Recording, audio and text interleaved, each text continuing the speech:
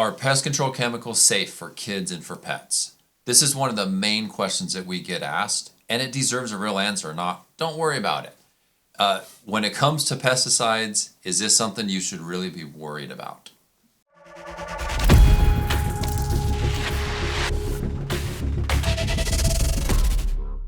The cool thing is the EPA, the Environmental Protection Agency, has spent a lot of time working to make this safe. We've all heard the horror stories from the 80s about how dangerous the chemicals were.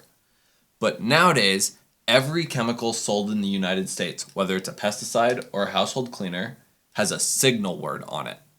A signal word is basically one of three categories determining the toxicity of the pesticide, or as you asked it, how safe it is.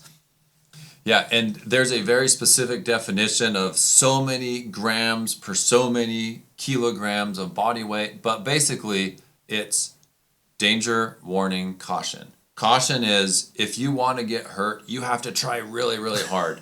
Danger is if you want to stay safe, you have to try really, really hard. And warning is it's somewhere in the middle. Yeah. All the products that we use are caution label. Doesn't mean that you should be careless with it, but it just means that, realistically, the products that we're using, most households have cleaners that are more hazardous and that you could injure yourself more easily. And then we take it and we water it down, usually about 1 part product to about 100 parts water. But we still have to take the necessary precautions. Yeah, I've heard other pest control technicians or salespeople make offhand jokes about it's safe enough to drink. I wouldn't recommend that. I don't think that's true at all. But I have 2 kids and a golden retriever, and we don't we don't carry anything on our truck even that I wouldn't want sprayed at my own house. So does that mean it's completely safe and you shouldn't worry about it? Every pesticide sold in the United States has a re-entry interval. It tells you whether or not or when you can go into the area that was sprayed. Most of our stuff says not to enter the treated area when it's wet. And so if we spray outside, it could be about an hour. If we spray inside, maybe 2 or 3. But because all our stuff is water-based, you can tell when it's wet. Once it dries, we know that people and pets can enter that area. When it comes to safety, it is actually reiterated over and over again that it's illegal for us to tell you this is safe. Mm-hmm. Partly because there's always a risk and there's a reward. The EPA will not approve a pesticide unless the company spends millions of dollars finding out what it kills, how it kills it, and how dangerous it is to people and environment and animals. And so you can't legally say this is safe for your family. And it's not checked off as food quality. You're not supposed to eat any of this stuff anyway. Right.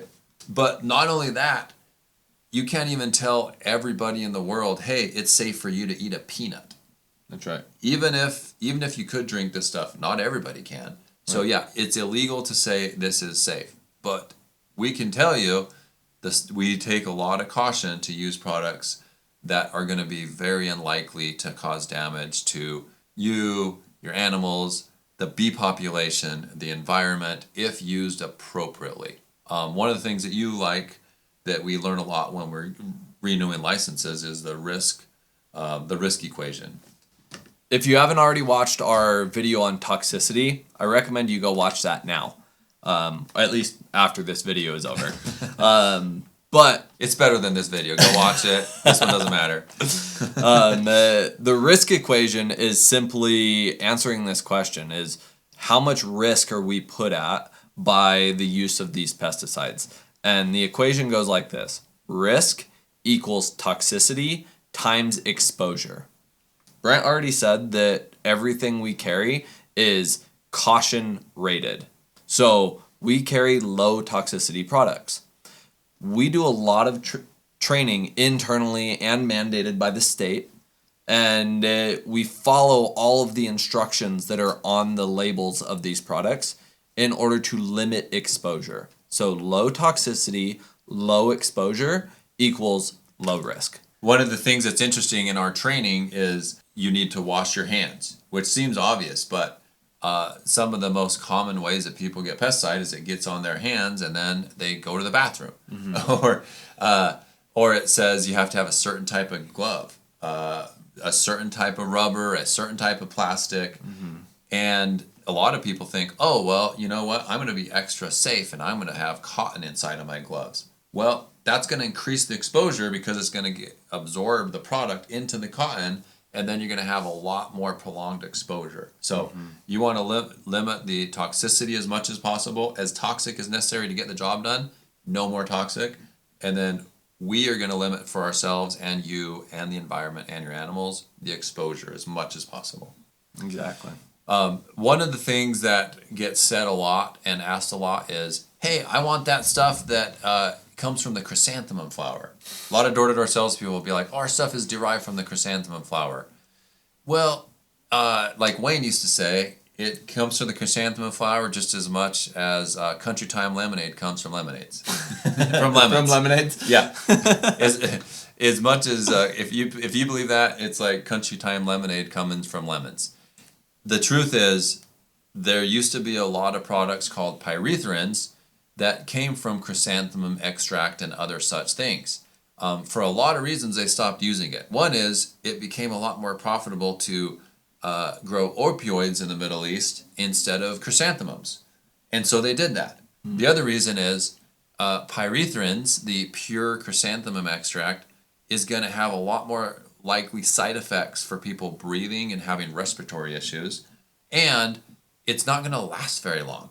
Might be a couple hours instead of a couple months.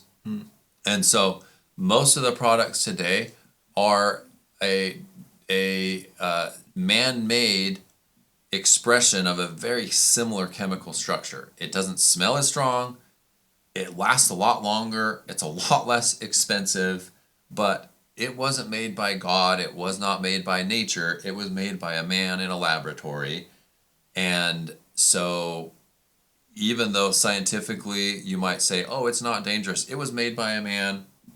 Let's just be careful. Let's follow the precautions that they spent millions of dollars writing on a piece of paper for us to say, make sure you do this and this to limit exposure. Yeah. So next time you hear a door-to-door guy tell you that it's super safe, or if you ever ask for their organic product and he says, oh, it comes from a chrysanthemum flower, just know that if anything they're spraying is synthetic, it came from a lab, not a flower. Which doesn't necessarily mean it's a terrible thing. There's a lot of natural things that'll kill you. There's a lot of man-made things that'll make you better. Yeah. But it's good to know the difference. It may not necessarily be botanical. There's benefits to botanical. There's benefits to synthetic. The main thing is you want the people who are applying it to care and to know what they're doing and to do the best job they can. You mentioned peanut allergies earlier. Not all food is safe for everybody. Not all product or pesticide is going to be safe to spray around every home. We have found what works best for our homes, our situations, and those of our customers. But if you have a special concern and you want to know if there's an exception, maybe you are at higher risk, let us know. Give us a call. We'd be happy to have that conversation. And we're not going to force you into something that's going to be dangerous for you or your family.